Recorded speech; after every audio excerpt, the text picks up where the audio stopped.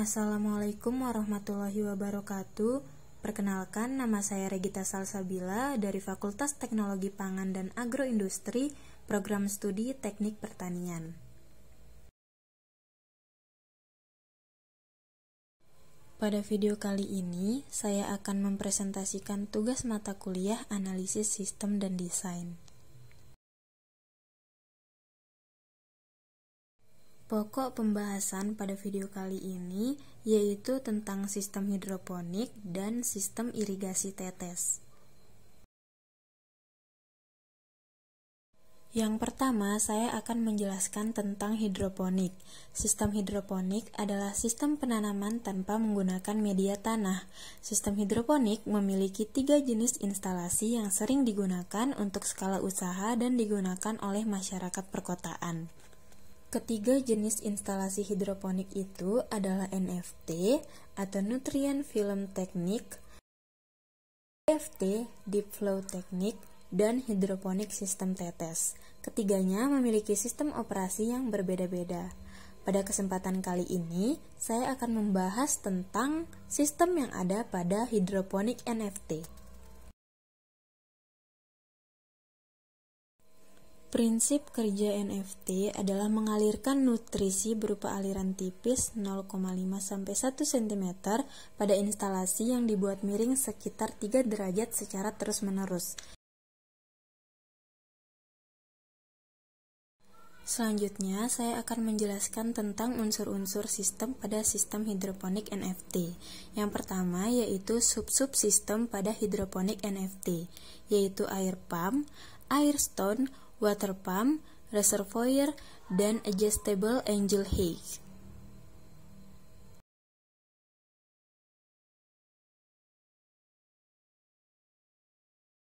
Yang kedua yaitu interaksi pada sistem hidroponik.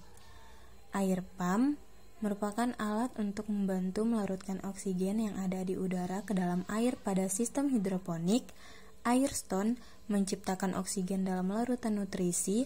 Water pump, pompa yang berfungsi sebagai alat sirkulasi air nutrisi dalam hidroponik. Reservoir sebagai bak penampung air dan nutrisi. Dan adjustable angel height merupakan plat khusus untuk mengatur kemiringan pada sistem hidroponik.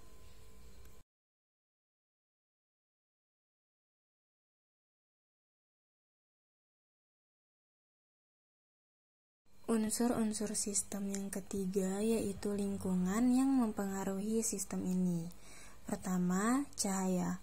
Kebutuhan tanaman hidroponik akan cahaya dapat terpenuhi dengan cara hidroponik outdoor, di mana tanaman mendapat sinar matahari langsung. Selain itu, untuk hidroponik indoor dapat dilakukan dengan memasang lampu LED, HID, atau fluorescence. Tanaman memerlukan cahaya sejak perkecambahan untuk mencegah terjadinya etilosi, atau biasa disebut kutilang hingga panen. Kedua, suhu. Suhu atau temperatur dalam budidaya hidroponik bisa dibedakan menjadi suhu lingkungan dan suhu larutan nutrisi. Suhu lingkungan yang optimal untuk tiap jenis tanaman berbeda-beda. Sedangkan untuk suhu larutan nutrisi berkisar antara 20–28 derajat Celcius. Ketiga yaitu kelembaban. Kondisi kelembaban yang optimal untuk tanaman hidroponik sekitar 70%. Kelembaban di atas 70% dikategorikan kelembaban tinggi yang menyebabkan evapotranspirasi dan daya serap akar akan hara berkurang. Sedangkan kelembaban di bawah 70% dikategorikan kelembaban rendah yang menyebabkan tanaman menjadi layu. Selanjutnya yaitu tujuan dari sistem hidroponik.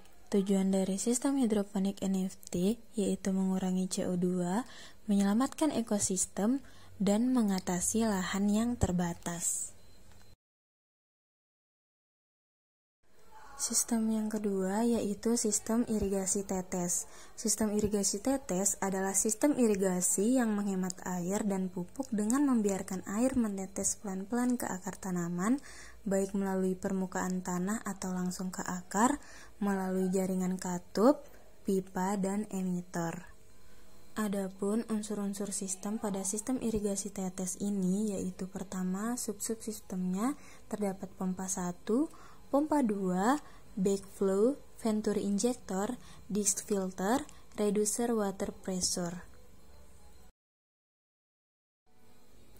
Unsur sistem yang kedua yaitu interaksi.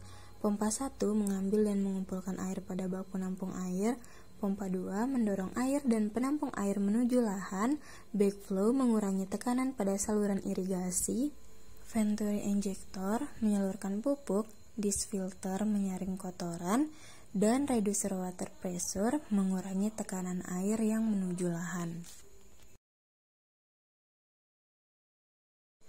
Yang ketiga yaitu lingkungan yang mempengaruhi sistem irigasi tetes ini.